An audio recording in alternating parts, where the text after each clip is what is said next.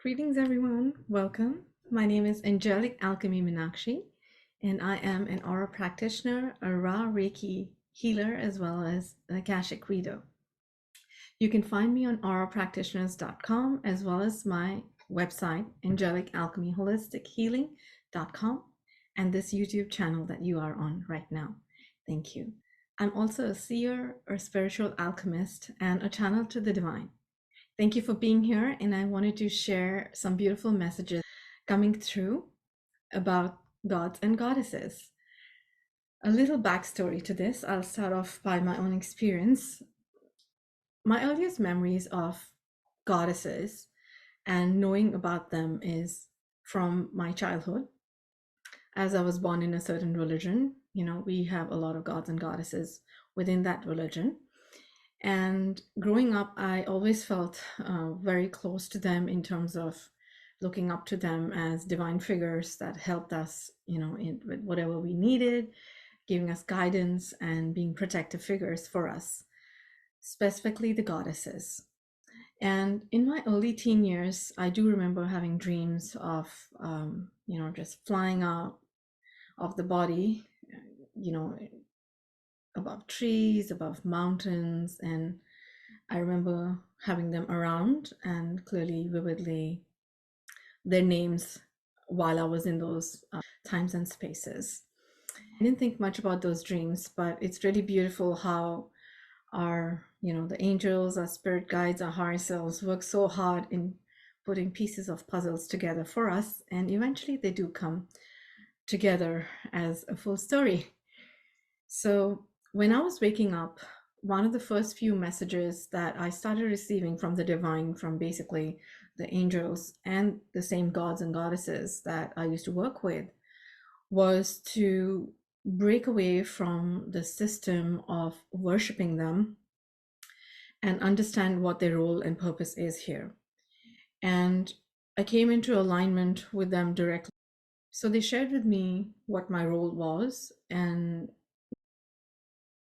one of the main constructs of our universe is equality, and we're all equals as brothers and sisters.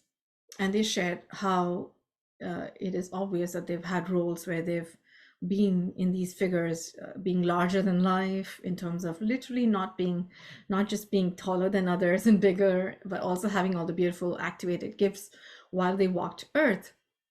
However, the purpose of all of that was not for them to be worshipped, but for them to help the other souls that were here on earth for their lessons to remember themselves and to keep connecting with the divine so that they can expand their soul and come into direct alignment with their higher selves as a cycle of learning that they came here on earth for. And as you've known, the gods and goddesses, they don't just exist in one particular religion or, a race or a civilization, but they've been there throughout, from the beginnings, from the times of Lemuria to Atlantis, Egypt, Greece. We've had the priestesses earlier on. Before the fall of Atlantis, they were all full-bodied incarnations. And from there on, they decided to take on more fractalized roles, so that it would be easier for them to spread their energies across Earth for the purpose of realigning once again for these beautiful times that we are in now. And the reason why I'm speaking about this is because there's just been such a huge movement and shift in frequency of people remembering themselves and who they are and their association beyond the physical vessel that they are in now, currently in these times, in this lifetime.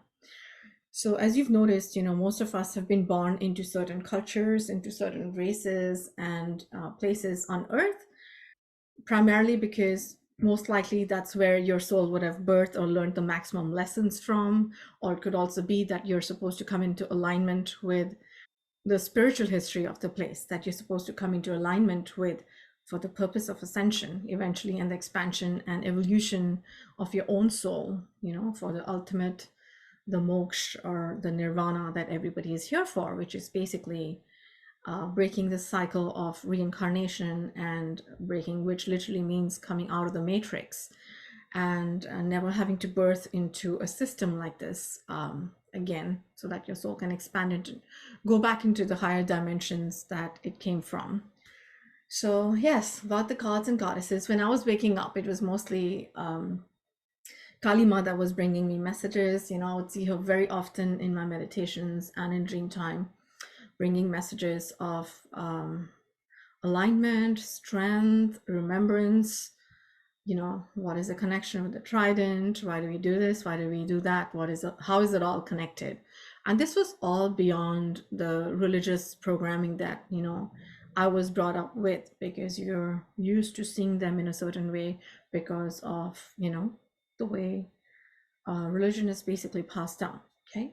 But if you go into the original organic texts, when they were written before the infiltration, they really had the truth of the universe very clearly, stated and shared there. But overall, over time, um, kind of like a game we used to play as children, where you whisper something in someone's ear, and then you whisper, and then there's a chain. By the time the last person gets the message is distorted. So pretty much that's what happened to the religious texts, unfortunately. But if you go back to the really organic originals, where before the distortions happened, this is what they spoke about as well, about how the soul basically is here to experience challenges and different realities, mostly illusion, of course, illusion, because we are on earth, and to then eventually break away from that illusion, connect the dots, remember yourself, expand your soul, learn the lesson, move out of the matrix and to the next dimension that you need to go to, basically. But overall, people started forgetting those lessons, that they are still connected with source, and there's never ever a disconnect between them and source. And the gods and goddesses basically are here, once again, to remind us of that. So that was a beautiful realignment that I felt. This was way back in 2019, when I was waking up the first half of the year, when I started questioning everything around me and coming into direct alignment of teachings, taking the teachings directly from the ascended masters and the beautiful goddesses and the gods that were there to teach. And they don't like to be called that, but that's what we refer to them as. But basically, I'm speaking about, the various goddesses around. There's the one that I grew up watching and, connecting with, was basically the Durga Ma, Shakti, Kalima, and they have various forms within them, the Lakshmi, the Parvati, Saraswati, there's Radha, there's Sita, there's just so many of them.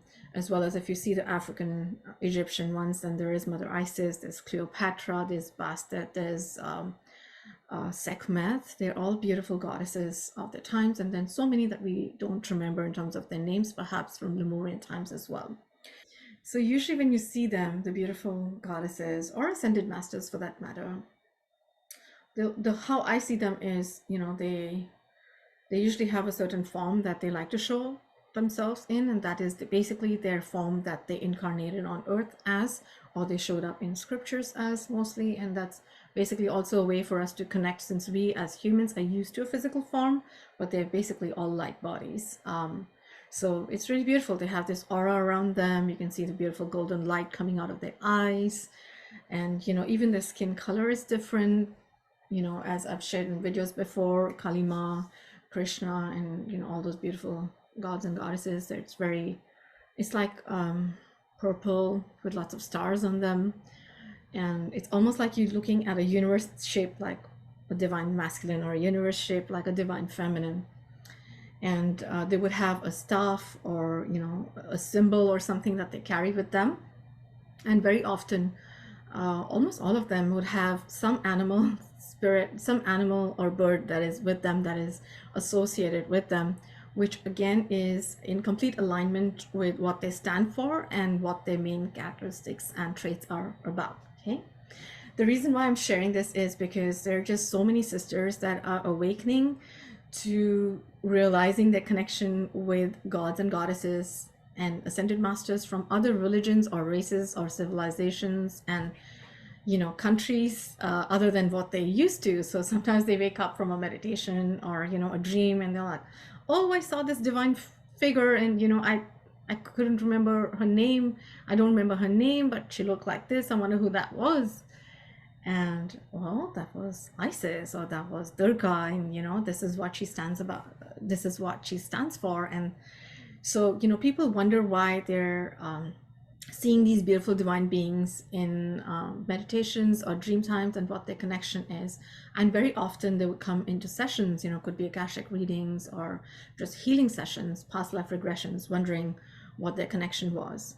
So basically, if you're seeing them, it's highly recommended that if you've seen them in dream time or meditation, to put up your shields around you and then go into meditation and actively seek who they are, making sure that you're connecting only with the light beings, because we know there's a lot of darkness out there still. So do your shields and connect with your guides, call upon your higher self to watch over as you're having this beautiful conversation with the divine being that has showed up in your dreams or meditation. And boy, is it a blessing. It is absolutely beautiful to connect with them. And so when you go in, and then you can go in and have a conversation with them, ask them what their connection is with you.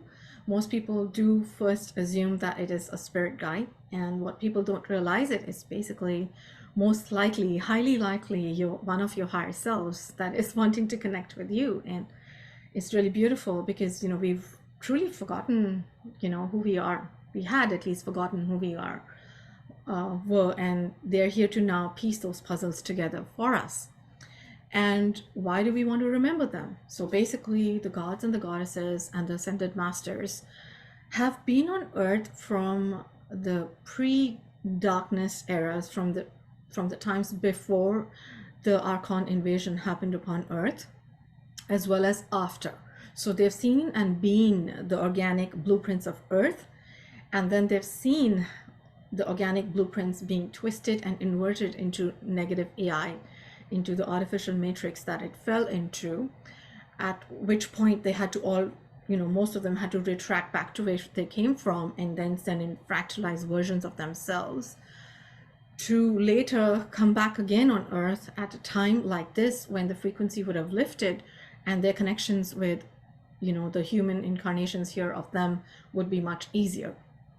So these beings, because they've been here from the organic times and they've seen the darkness for when it came in, they hold the sacred wisdom of maneuvering through the matrix, of maneuvering through this darkness, of seeing through the illusion, of seeing across the veil very clearly what is reality and what is illusion. Okay? What is an actual projection by your higher self as a message to you, and what is an illusion by the dark archons, basically, or negative alien races. They can very clearly help you with that. And they carry beautiful sacred codes of the organic matrix, as they were the codes themselves as they walked upon earth. I have quite a few sessions on my YouTube. If you see the aura sessions, there are quite a few of them. I'll put in the comment section a few. I'll share a few of those sessions in the comments section later if you want to watch about some of these goddesses as they birthed on earth. Some of them at that point, earth was at a 5-6 dimension level. So these gods and goddesses are basically the organic blueprints of earth. They hold the sacred wisdom within them, and they are the coding of the organic earth. So as and when we remember them, we connect with them, and we have the aha moment. Oh she is my higher self, and I didn't realize that. And you welcome them back into your life, into your DNA. Of course, when you work with your body and any integrations, just being extra cautious, and this is something that they're talking about right now as well, is making sure that your shields are up, you're fully shielded, you're speaking with your higher self, connected with the divine, organic, beautiful ascended masters, whoever your spirit guides are, in connecting with them, and then only allowing for the positive, organic, benevolent messages to flow through. Okay? And then you remember yourself. You remember that you are a fractal of Kalima, you are a fractal of Lakshmi, you are a fractal of Isis or Cleopatra or, Bast or Sekhmet, and you're here to basically be them once again, and to, integrate them further as you keep expanding your soul, as you keep meditating and you do your shadow work and you heal those parts of you that are hurt and you release all of those densities. It is easier for them to keep then further integrating with you, and then that's how you keep building up that puzzle piece that you're a fractal, and then you build up and you build up and you build up, and then you come into the wholeness of your higher self. And most likely also, it won't just be just one god or one goddesses. There could be quite a few of them that you are a fractal of, and imagine you don't remember that. You don't remember that. So they're here to remind us of that now, because the frequencies of earth have risen so much that now we can see them across the veil. There is no veil. We can see them, we can talk to them, we can communicate with them, and they are directly bringing the teachings to us. They will directly give you chants. They will directly give you positive, beautiful, benevolent spells to protect yourself and your families, to protect your creations, to, you know, ensure that no negativity comes across on your path and there's no inversion on your path. They will share that sacred wisdom with you once you're ready. They just want you to remember yourself. They want you to remember, you know, your beautiful connection with them as being parts of them.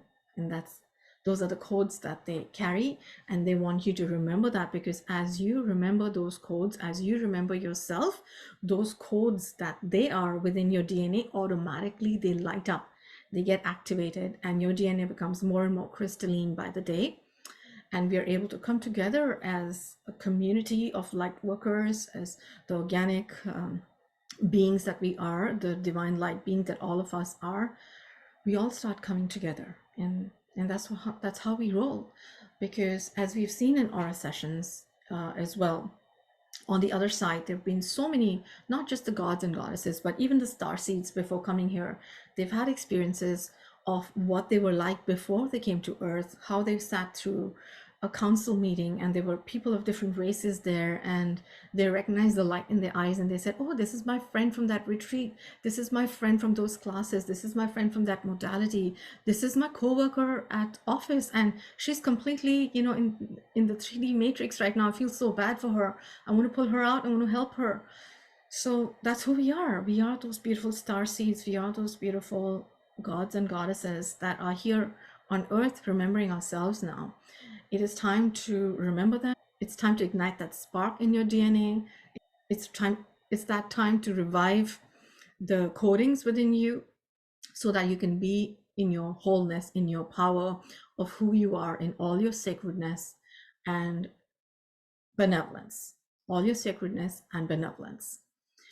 So yes, so those are some of the messages I wanted to share, because you know, they're just, the goddesses are just showing up. There's just so many beautiful sisters that I've met recently over the past few months who've, again, you know, come from different races, and they're like, I don't know why I saw Durga in my dreams. And I was like, that's because Durga's here and she's reminding you that she's your higher self. You are her. So she wants you to remember that, and that feeling to watch that spark in their eyes as they realize that is just absolutely beautiful. That's what we're here for. We are here for that, for remembering who we are across the veil, where we come from in the other dimensions. We live as sisters and brothers. We always have each other's back. We always, you know, having fun with each other. It's really beautiful. And now that we have, in a way, ascended into that reality, you know, in the 5-6 dimension frequency, we can be that once again. We can trust each other, you know, of course, maintaining the sacred boundaries of, you know, our privacy, of, you know, our energy, of course, maintaining the beautiful sacred boundaries that we are meant to for our safety and that of others as well, and of all the beautiful sacred teachings. But just remembering the beautiful sisterhood that we had on the other side, and remembering to ignite that spark in another sister that you meet. Could be anywhere, could be in, you know, a modality that you're meeting, could be a forum, could be Facebook, could be just a store, you know. I love doing that all the time. You know, if I see someone at a store, or, you know, you go shopping and at the till there's this 18-year-old girl, you know, she's just working there, and you can see that she's a fairy or that she's an angel. And I just love saying, you're such an angel, you're so beautiful. And you can just see the spark in their eyes when they hear that. Yes, that's what we do. That's what we're here for. We're here to remember ourselves. We're here to help each other remember who we are.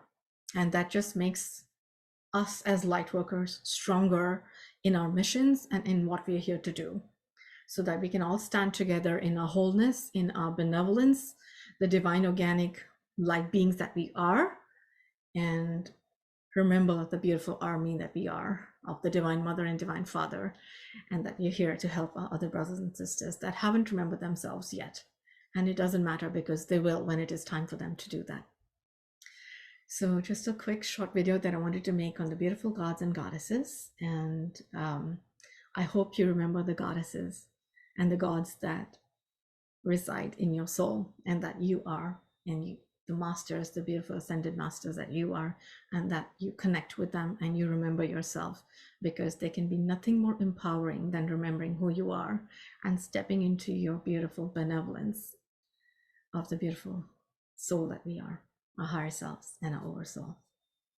Thank you everyone for listening in.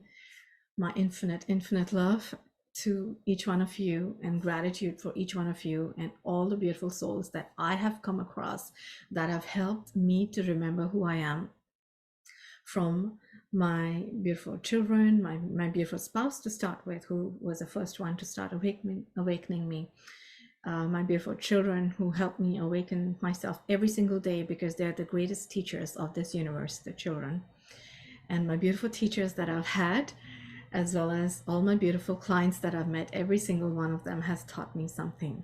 Thank you, thank you, thank you, everybody. I love you, I honor you, I respect you, I thank you. I'm in infinite gratitude for each one of you. I love you with all that I am, and I always will. Blessings. Be the goddess that you are. Love you.